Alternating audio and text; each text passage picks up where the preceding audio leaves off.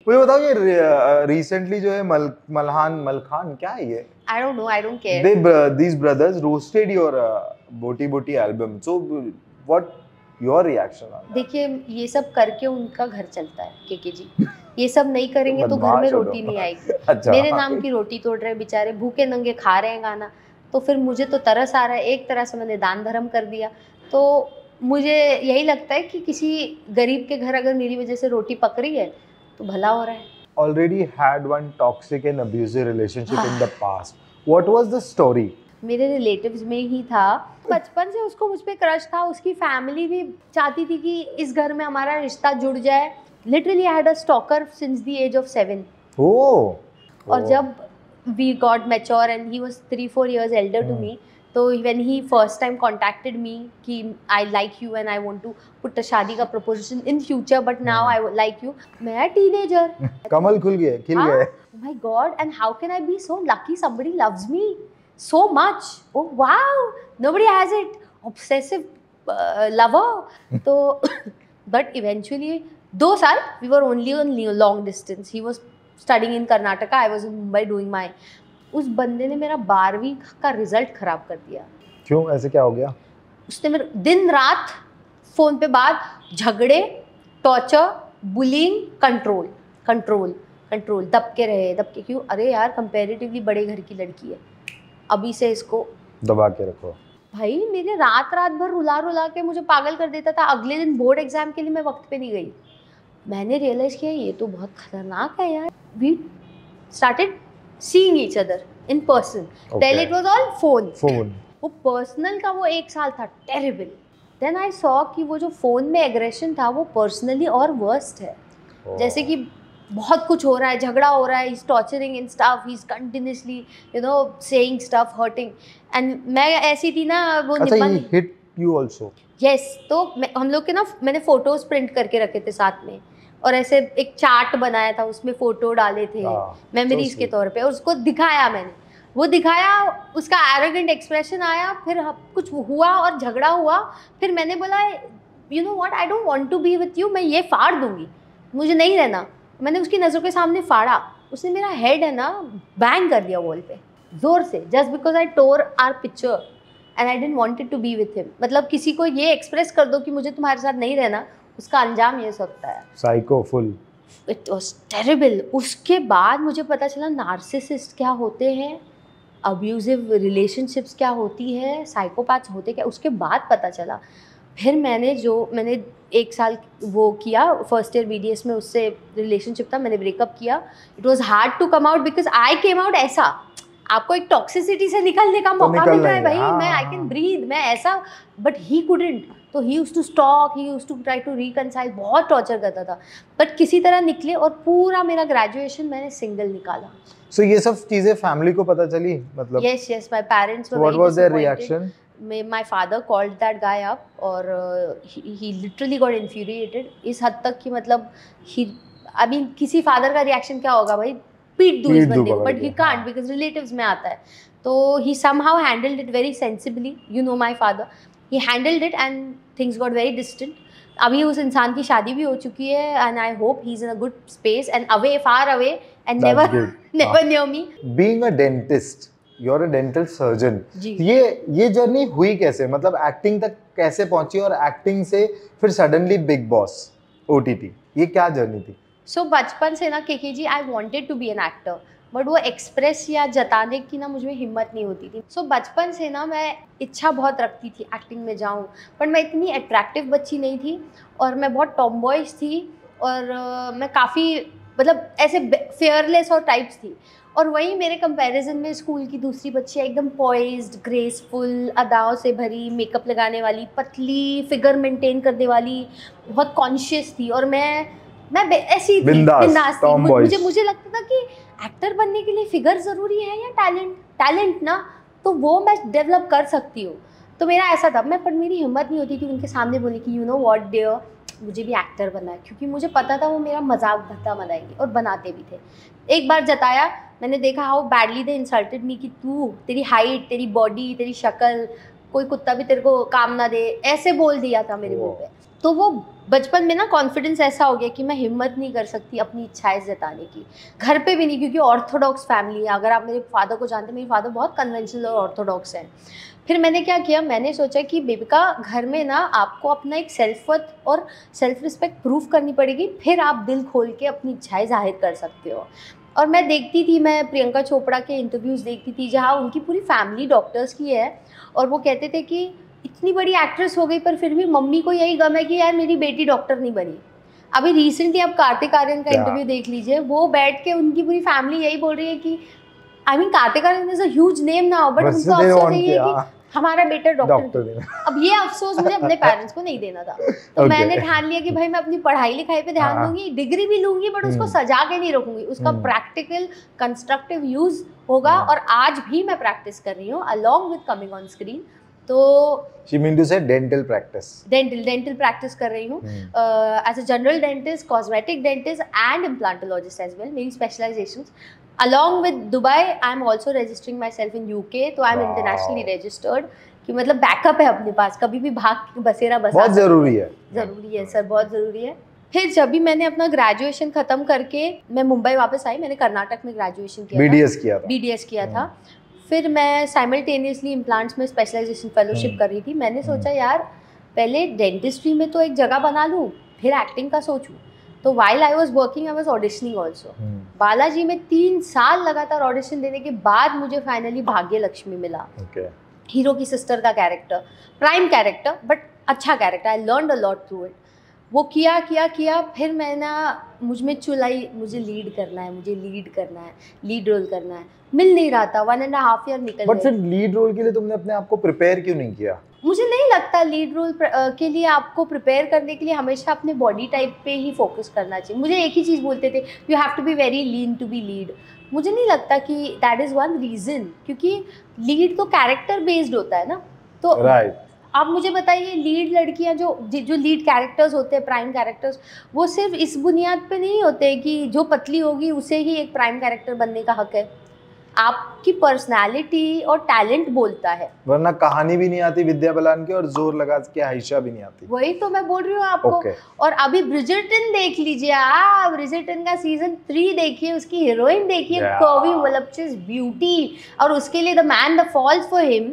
इतनी खूबसूरत लड़कियों में वो सिर्फ उस पर क्यों नजर जाती है? आप देखिए सीजन 3 क्यों हिट गया है। कोई नॉर्मल लव स्टोरी दिखाइए, वो सीजन हिट जाएगा? कुछ एक्स्ट्रा ऑर्डिनरी है सर। तो हम लोगों में कुछ एक्स्ट्रा ऑर्डिनरी है जो हर एक नहीं परख पाता है। वो तो है। हाँ, फिर आगे? फिर मैंने कहा कोई बात नहीं, अगर नहीं मिल रहा है, टीवी का ना एक स्टीरियोटिपिकल फॉर्मेट है, हीरोइन ऐसी दिखनी चाहिए, हीरो ऐसा दिखना चाहिए, भले ही परफॉर्म करते वो हक दे बट दिखना चाहिए। Very blunt. Sorry, I have seen it. तो मैंने बोला कोई बात नहीं। फिर मैंने शो छोड़ा, 1.5 ईयर करके मैं दुबई गई। मेरा जो वहाँ पे जॉब स्टेबलाइज हो रहा था, मैं उसमें इंडल्ज थी। और for like 10 to 12 months I was consistently trying to contact a creative in Bigg Boss, कि मुझे ना, क्योंकि बिग बॉस भी फिल्म सिटी में था और भाग्य लक्ष्मी भी फिल्म सिटी में हो रहा था, तो मैंने वहाँ क्रिएटिव से ले लिया था नंबर। मैं काम मांगती हूँ सामने से सर, मैंने आज तक काम मुझे मेरी गोद में आके नहीं मिला है, मैंने मांगा है और बहुत प्राउडली। और बड़े बड़े लोग काम मांगते हैं, शाहरुख सर से लेकर आप तक हर आदमी काम मांगता है। बिल्कुल, मैं सामने, मुझे तो जरूरी है मांगना, क्योंकि मैं तो कुछ बनी नहीं हूँ अब तक। नहीं, आपको बताना पड़ेगा ना, यू नीड। जब बच्चा भी माँ से दूध मांगता है, उसको रोना पड़ता है ना, तो किसी को सपना नहीं आएगा कि आपको क्या करना है। ट्रू। तो मैंने सामने से मांगा, उन्होंने कहा अभी तो सीजन नहीं आ रहा है, रुको। जब इनका OTT 2 आने वाला था, उन्होंने एंड मोमेंट पे मेरे को कॉल किया, in the month of May, आने वाला था जून में। तो मैंने बोला अभी जून में आने वाला है, हाँ, मैं दुबई में ही थी। तो जूम इंटरव्यूज़ में मेरे 6 से 7 राउंड ऑफ इंटरव्यूज़ हुए। मुझे दूसरों का नहीं पता, कि कुछ लोग कहते कि अरे भाई हमारे तो इंटरव्यूज़ ही नहीं होते, हमें तो ऐसा ही ले लेते, हमारा फॉलोअर होगा। भाई तुम्हारा, हमारा नहीं था। हमें अपना सेल्फ वर्थ प्रूव करना पड़ा, हमें अपनी काबिलियत इंटरव्यू दे के या फिर ऑडिशंस दे के प्रूव करना पड़ता है। हम आपकी तरह प्रिविलेज्ड नहीं है। तो लिया गया, और मेरी पर्सनालिटी में मेरी एस्ट्रोलॉजिकल स्किल्स को टेस्ट किया गया। मेरे करीबन 35 लोगों की एस्ट्रोलॉजिकल रीडिंग कराई गई, जो भी थे क्रिएटिव से लेकर main makers of the show तक। और वो हिल गए। अब मैं आपको इनसाइट्स नहीं बता सकती कि मैंने कैसे हिला दिया, वो हिल गए। जब मैं रीडिंग्स बता रही थी ना, वो आपस में तालियां बजा बजा के हंस रहे थे। They were getting entertained, they were getting bombarded, दूसरे के राज खुल रहे थे, राज भी खुल रहे थे दिमाग में। और बट उस एस्ट्रोलॉजी में तुम फ्यूचर बता रही थी या पास्ट बता रही थी? सब, प्रेजेंट, पर्सनालिटी, होने वाला, फ्यूचर, जो वो पूछ रहे हैं। अच्छा, एवरीथिंग नेसेसरी। इंटरेस्टिंग। फिर उन्होंने बोला किसी भी हाल में ये बंदी चाहिए, और मैं लेफ्ट ओवर फिलर की तरह ली गई थी। शो शुरू हुआ 16 जून को, मेरा कॉन्ट्रैक्ट साइन हुआ 10th या 11 जून को, और मैंने घर पे बताया ही नहीं था, मेरे डैड अनअवेयर। okay. और डैड ने बोला कि मतलब मुझे बताना ही नहीं था। मेरा क्या, अचानक से बॉस में आ जाऊंगी, डैड देखेंगे मैं ऐसे उन्होंने कॉल किया, आपका प्रोमो शूट है डैड के साथ। मतलब मैंने डैड को बताया नहीं, वो लोग हिल गए। आप ऐसे कैसे अपने पापा को नहीं बता सकते, आपको बताना पड़ेगा, you have to tell your father. फिर बताया मैंने, पूरी रात नहीं सोए पूरी रात। और कहते हैं बिग बॉस में ऐसा लेते ही नहीं, तेरे को कैसे ले लिया? इतनी खूबसूरत लंबी फिगर वाली लड़कियां, खूबसूरत लड़कियां जाती है, उनको नहीं लेते, तू तो ऐसे खा पी के टुम होके बैठी है, तेरे को कैसे ले लिया? This is what my father said. फिर कहते थे नहीं, फेक कॉल होगा, बिग बॉस कॉन्ट्रैक्ट के बाद भी रिकॉल कर। मतलब डैड कल प्रोमो शूट है, चलो। तो चले, प्रोमो शूट हुआ, पूरा सर उनका वैसे ही घुमा हुआ है। मेरे डैड ने मोस्टली वीकेंड के वार्स देखे हैं, मेरी मॉम ने पूरा सीजन देखा है। And that's how big boss happened, and that's how I got by far into the, from dentistry to Bhagyalakshmi to Big Boss and a lot more. Abhi recently also I did a project which I can't talk about. Yeah, but it's coming as a surprise. Yes, and it's out of the box. Astrology तुमने practice कब शुरू की? मैं अपने dental college के 3rd year में थी। Okay. और तब तक मैं एस्ट्रोलॉजी की बात भी नहीं करती थी। फिर मैंने सोचा कि यार मेरे डैड की जो ये गद्दी है और ये जो साइंस है, ये किसी ने लेना है, और मेरे घर में किसी को इंटरेस्ट नहीं है, none of the boys are. And once my father is gone, because everybody has an expiry in this world, right? It's a fact. So once he's gone, whom will it go to? कोई भी मुंह उठा के बोलेगा मैं इनका रिश्तेदार हूँ, और वो गद्दी पे बैठेगा मेरी नजरों के सामने, फाट करके भाई मारूं मैं तो। You get my point? It's a legacy which my father has made. I want to take it ahead. तो मैंने फिर तब से मेरे 3rd ईयर BDS में मैंने पढ़ना लिखना शुरू किया, मेरे फादर के साथ इंटरेक्ट करना शुरू किया, और मैंने वो प्रैक्टिकली हाथ पढ़ना भी शुरू किया। फ्री में हाथ पढ़ लेती थी मैं, ताकि मेरा एक्सपीरियंस बढ़े और मेरा ज्ञान बढ़े। तभी पैसे का लालच नहीं था, गुणवान बनने का और नॉलेज का लालच था। तो 3rd year BDS, 4th year, 5th year करते करते वहाँ भी मेरे बेस्ट फ्रेंड्स की मैं फट चीज़ें पढ़ लेती थी, वो उनको चुभ जाती थी। तो वो ये कब से शुरू हो गया तेरा, पहले तो नहीं था। मला यार ये अभी मेरा खानदानी पेशा है, और वो लोग प्रिविलेज्ड है जो मेरे साथ बैठ के मैं उनकी रीडिंग्स करती थी। अभी सोच रहे होंगे देवर लकी। हाँ, तो मैंने ये चीज़ पहले ही नोटिस कर दी थी कि इंसान अपनी कड़वी सच्चाइयाँ सुन नहीं सकता है, और आप झूठ बोलकर उसको शुगर कोट भी नहीं कर सकते हो, क्योंकि अंत में वो वैसे ही दोस्त चाहेगा जो सच बोलकर उसे मुश्किल से बचा ले, ना कि झूठ बोलकर उसे चढ़ा के गिरा दे। सो मुझे बताओ, ये जो रीडिंग्स, फेस रीडिंग या हैंड रीडिंग होती है, कितनी एक्यूरेट होती है इन नेचर? बहुत हद तक। मेरी तो अब तक 98%, 99% सही निकली है। I mean, आप सोचिए, अब्दू की शादी मैंने प्रेडिक्ट कर दी। So you're talking about 99% success rate on past, present और future? What? On every reading, like जब मैं रीड करती हूँ, मैं थोड़ा पास्ट बताती हूँ, ऑनगोइंग बताती हूँ, पर्सनैलिटी बताती हूँ कि किसके मन में क्या चल रहा है, और फ्यूचर बताती हूँ, पर्सनल, प्रोफेशनल, मॉनेटरी और कुछ बेसिस पे। पास्ट कैसे बता सकती हो? पास्ट तो जिसके साथ घटना घटती है उसी को पता होता है, तो एज ए एस्ट्रोलॉजर और एज ए रीडर आप पास्ट कैसे बता पाते हो? मतलब प्रॉपर इंसिडेंट बताते हो आप? जी, अभी मैं आपको एक इंसिडेंट बताती हूँ। मेरी एक फ्रेंड मुझे एक हाउस पार्टी में ले गई, और हाउस पार्टी में ले गई, अभी पार्टी में इतने सारे लोग हैं, मैं सिर्फ उससे जानती हूँ, उस लड़की को। उसने एक बंदे को मेरे सामने लाया और बोला ये मेरा दोस्त है, इसका ये नाम है, इसका हाथ पकड़ के जल्दी बता।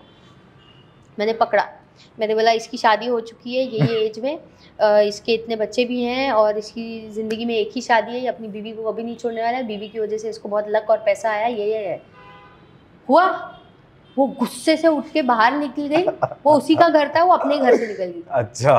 और गेस्ट वैसे ही बैठे, और वो बंदा मुझे ऐसे देख रहा है। मेरे को समझ नहीं आया क्या हुआ। फिर पता चला he was dating her and having an affair with her and had a wife at home. और उसने उसको नहीं बताया था? यस, उसने बंदी को बताया नहीं, और बंदी को तब पता चला कि जिसको वो डेट कर रही है वो एक शादीशुदा मर्द है। मैंने प्रैक्टिकली उसको एक्सपोज कर दिया और मेरी फ्रेंड को बचा लिया। मुझे एक बात बताओ कि तुम इतनी फेस रीडिंग करती हो, ये सारे लोगों को जो तुम एस्ट्रोलॉजी के थ्रू जो है लोगों की हेल्प करती हो, उनको गाइड करती हो, तो तुमने कोई अच्छा लड़का पकड़ के उसका चेहरा देख के एक बार में क्यों नहीं लॉक किया कि yes you are done lock? Okay, क्या है ना केके जी, जब आप किसी इंसान को हद से ज़्यादा जानने लगते हो ना, आप उसे पसंद नहीं कर पाते। कभी कभार किसी के बारे में ज़्यादा पता ना रहना ही अच्छा होता है, क्योंकि अनप्रेडिक्टेबिलिटी बहुत ब्यूटीफुल बहुत होती है। ब्यूटीफुल होती है। तो जब मैं किसी से मिलती हूँ, I go on dates, I go on lot of dates, I meet a lot of guys, फिर बहुत ज़्यादा कुछ पता चल जाता है, इतना कि जितना नहीं होना चाहिए। फिर वो जो फ्लेम जल रही होती है ना, वो बुझ जाती है। तो मेरे लिए ये एक तरह का डिसएडवांटेज भी है और एक एडवांटेज भी। सो एक ऐसा इंसिडेंट बताओ जब तूने फेस रीड किया डेट पे जाके और उसके बाद तुमको लगा कि नहीं भाई सब कुछ अच्छा चल रहा था। हाँ। बहुत ही उसका पॉजिटिव एटीट्यूड था। मुझे लगा रोमांटिक है यार, सारे मेरे बॉक्सेस टिक हो रहे थे। Wow tall, wow emotional, wow romantic, wow wants marriage and commitment, सब सब सब। फिर मेरे को लगा यार इसकी पर्सनैलिटी ऐसे लग रहा है ये ना अपने पास्ट से उभर नहीं सकता, ये अपने पास्ट को लेके चलता है और अपना प्रेजेंट बिगाड़ देता है। ये उसने कुछ बताया नहीं, अच्छा, कुछ नहीं बताया, पर मेरे को ऐसा लगा। मैंने डिटेल में पूछा, उसने फिर नहीं बताया। We went on more dates, 2-3 dates. चौथी डेट पे उसने बताया कि उसकी एक्स गर्लफ्रेंड के साथ वो अभी भी बातचीत करता है और वो पीठ पीछे मिलता है। ओह, तो आई वॉज लाइक कि वाओ, जो चीज़ का मेरे को अंदाज़ा लगा था वो सच हो रहा है। और उसका पास्ट भी बहुत टॉक्सिक था, आई कांट रिवील मच। तो मैंने बोला यार ये तो मतलब सारे बॉक्सेस टिक हो रहे थे मेरे, फिर वहाँ पे वो फेड ऑफ हो गया। और मेरे लिए नहीं चलता है, you can't keep your past baggage with you when you are living with me, क्योंकि मैं लेके नहीं चलती। नहीं, क्योंकि और रिलेशनशिप में आप हो तब आपने अगर अपना पूरा लॉन्ग नहीं लॉस्ट रखा तो फीलिंग्स फिर है और आप छुपा रहे हो, दबा हाँ, रहे हो, और अभी ये हाँ, जो चल रहा है वो खराब कर रहे हो। अभी मैं किसी के साथ अटैच्ड हूँ, I am involve with that man, मैं अपना 100% दे रही हूँ, मैं अपना ये लेके नहीं चल रही हूँ। बैगेजेस नहीं हाँ, हाँ, और मेरा पूरा फीलिंग्स और टाइम और इमोशन सब आप ही में इन्वेस्टेड है। पर सामने वाला इंसान फिर भी यहाँ भी बात कर रहा है, वहाँ भी बात कर रहा है, उसको भी दिलासा दे रहा है, आपको भी अश्योर। तो फिर मैंने अपना वक्त ज़्यादा दिया नहीं। दूसरी तीसरी डेट में बोल दिया मेरे को माफ कर, ब्लॉक करके। Okay, let's go for your future plan. What is your future plan दांत तोड़ने के अलावा? I want to become a very well-known, talented actress or a performer in Bollywood and Hollywood. Let's go to rapid fire round now. Wow, चलो। One night stand और situationship? None. UAE gold visa और Indian passport? Indian passport. Gold visa नहीं चाहिए इसको? चाहिए but passport नहीं छोड़ सकती। Hello Indian. Given an option to work with Royal Hospital UAE और JJ Hospital मुंबई? Royal hospital UAE any time. Very rude. गद्दार? गद्दार नहीं, तुम हमारे पेशेंट लोग को नहीं, तुम मराठी हो ना, तुम मुंबई के लिए नहीं, मतलब मुंबई के पेशेंट के दांत कौन तोड़ेगा? मेरे को पहली बात रीजन बताऊं क्यों? नहीं, मेरे को रीजन नहीं जानना है। ह्यूमैनिटी नाम की कोई चीज नहीं है तुम लोगों के अंदर? अरे तो वो ह्यूमंस नहीं, वो एनिमल्स है क्या उनको? अरे वो तो पैसे वाले इमराती ह्यूमंस है। बट वो लोग है ना, आपको मैं एक फैक्ट बताती हूँ, वो प्रोफेशनली बर्गर मिलता है उनको पेशेंट्स को, हमारे तो वड़ा पाव की कोई ले जाके नहीं देती। इधर अपनी खेती में किसी की ज्यादा कीमत नहीं होती, बाहर की खेती में जाके अपने देश को रिप्रेजेंट करो। ये रियाल और दिरहम का जादू है बाबू, तुम नहीं समझ। देखा? ओके, एनीवेज, वड़ा पाव या शावरमा? वड़ा पाव। ये झूठ बोल दिया। अब मुंबई बोला नहीं, रॉयल बोला, वहां पे भी बोला। अच्छा, काम के मामले में I want to go level up. First celebrity you met and goosebump? I have not met him, but I saw him and I had goosebumps and I have a forever crush. It's Arjun Kapoor. Oh, I thought Salman Khan. Salman sir तो बच्ची थी तभी। अच्छा। फिर जब थोड़ी बड़ी हुई, सलमान सर के लिए वो मेंटर वाला फीलिंग आया, अर्जुन के लिए वो वाला। ओके, सबसे fake dumb contestant? Manisha and Jiya. Confident? या लॉक किया जाए? हाँ। और दोनों में नंबर 1 पे कौन थी? ज्यादा डिपेंडेंट थी जिया। ओके।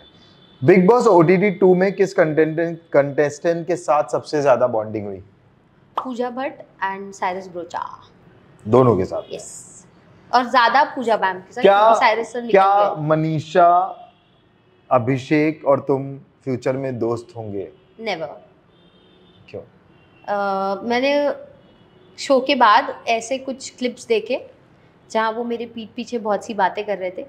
उसमें मैंने बहुत एक भद्दा साइड देखा उनका, जो वो मेरे सामने नहीं लाते थे। और शो के बाद जब पर्सनली भी मैं मिली तभी भी एक साइड देखा मैंने उनका, तो मैं समझ गई कि ये उस लायक नहीं है कि मेरी ज़िंदगी का कब किसी भी तरह से हिस्सा बन पाए। That's all for the day. इतना मजा आया मुझे ये पॉडकास्ट करने के लिए, so मसाले मिले ना blunt, बेबी का blunt, मतलब समझ में ही नहीं आ रहा, मतलब I don't have any word to express. You're very expressive, very good. Keep rocking. Thank you so much. Thank you for having me. Yeah, I had a thank you. blast. Hello everyone, this is Dr. Bebika. I am a dental surgeon from the UAE and I'm born and raised in Mumbai. I am here on a podcast with Mr. Keke, and I really had a good time here, and no food but good talk. So I want you to sit down and subscribe, like, share and watch this so you can get more controversy.